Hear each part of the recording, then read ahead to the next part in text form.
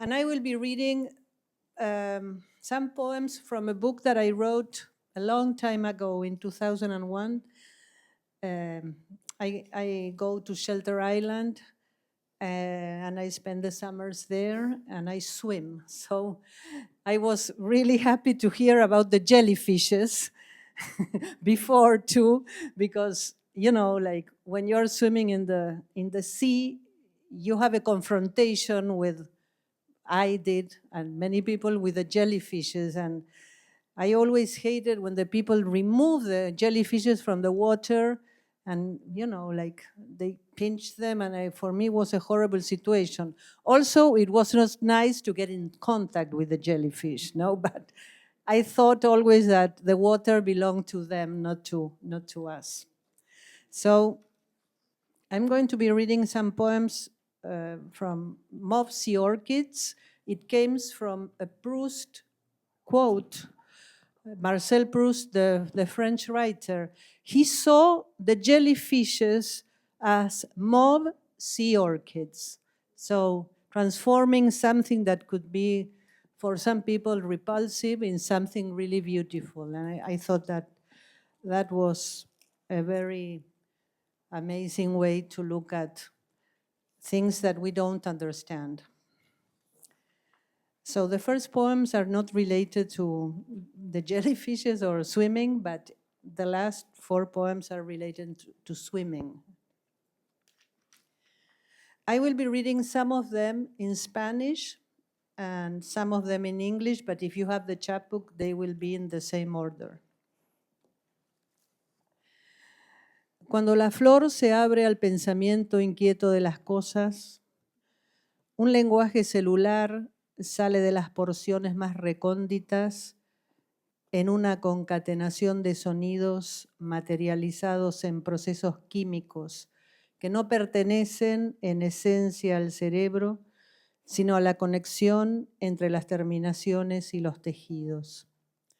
La emoción, como un cable que se encabrita en la noche de tormenta, emite chisporroteos peligrosos por ser lo inanimado de repente, anguila luminosa, dragón fosforescente en la noche azulada y látigo de luz. En ese proceso de sinapsis en donde el destello renueva las señales, los sonidos de lo inorgánico cumplen su función renovadora.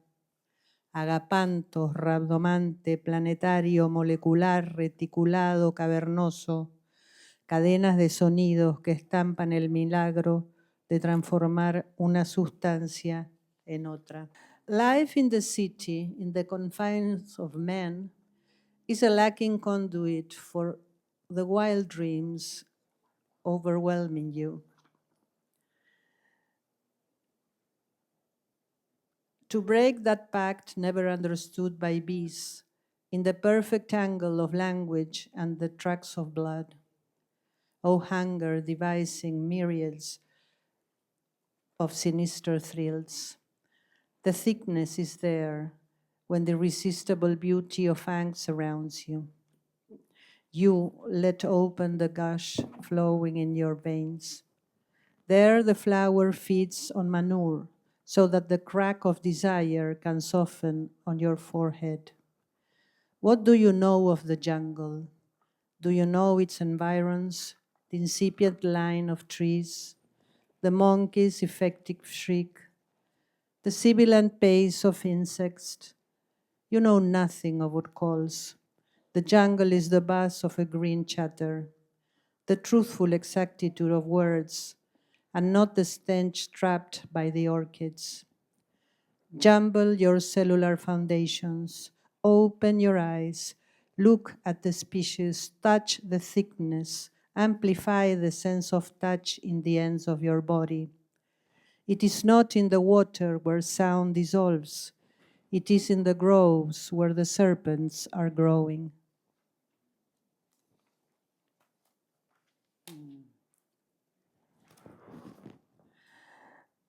The lizard aims its golden eyes at the rocks that in time will turn to sand, and the wind slips through life's waters. An incident in the brilliance of hydrangea surprises her as she winds a hose that like a viper refolds itself after inciting temptation. In this brutal way, vibrations make themselves felt, even when age causes bodies to recoil from their unexpected whims. To attract and reject is perhaps an uncontrollable desire, or rather, sense can be found in casting the nets, like sliding into an area of water that graces the proximate radiance of rocks with a remote shudder, unable to warn against the imminent outlet where sea and current perform their continuous embrace of rejection, attraction. To be guided by the senses toward that re-encounter, without sky to guarantee future arrival, or rather to let one be carried by the amazement of not knowing the exact direction of the legs or cardinal points. The sun appoints a certainty with its sword, but there is no indication that this is the direction of the waves, of the rocks, of the body gliding towards the celestial abyss of light. Avanzan las olas en esta tarde nítida, serena la estatura de las alas. Hablan las dendritas de un instante que es el último existente, aunque en la simultaneidad del todo se extinga sin dejar su rastro. Escenas que no alteran el correr de la existencia, ni la pluma que se mece a la distancia y se guarda en la conciencia como blancas en sutileza de los cielos. Llora un chico, en la espesura de su mente reclama aquello que no tiene.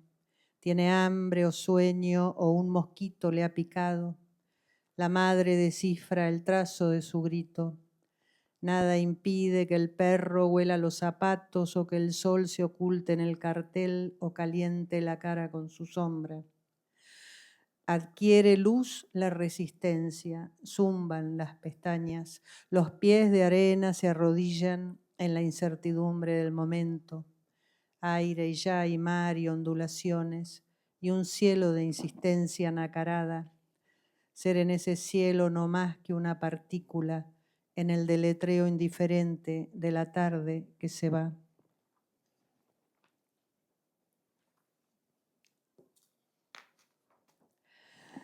Sky, ocean, sky, in the liquid horizon of air, inhale like life's precious fuel.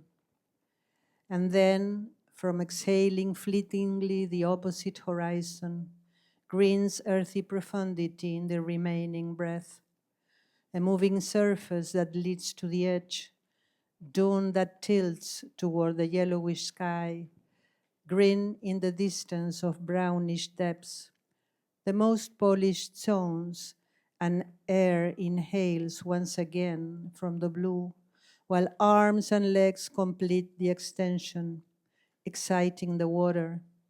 If it weren't for the continuous movement of cells that in their elemental latitude float without effort in this ocean of amazement, who would dare in the heated course crawl submerged in the effluvia?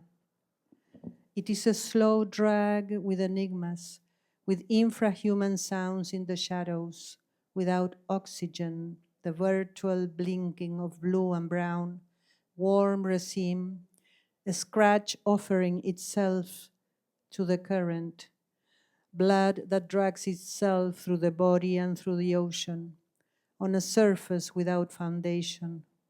Only movement admits movement. Only movement admits distance intended without return.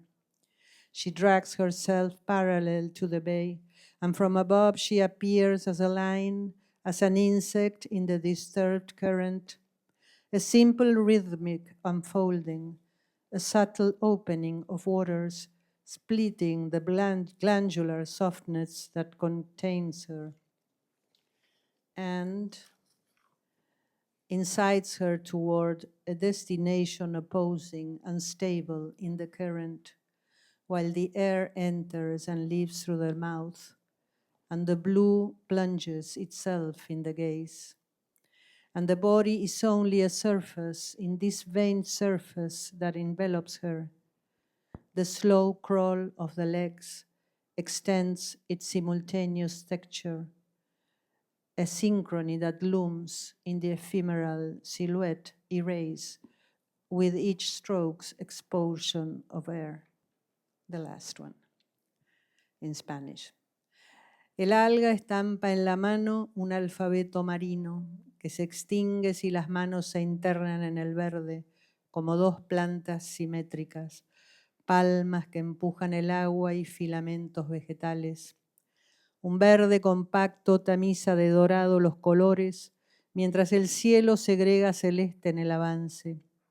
Solo el azul expande su fijeza cuando gira y entrega sus espaldas a las olas. Sin horizonte que limite la mirada, las nubes se avecinan a la estela y entonces el cuerpo es solo superficie en esta vana superficie que la envuelve.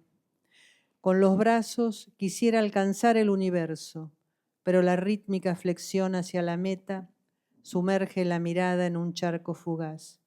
Y otra vez el cielo se avecina en la distancia, pero de tanto aire que se expira, se separa de la nada, que es el fondo de los cielos. Thank you.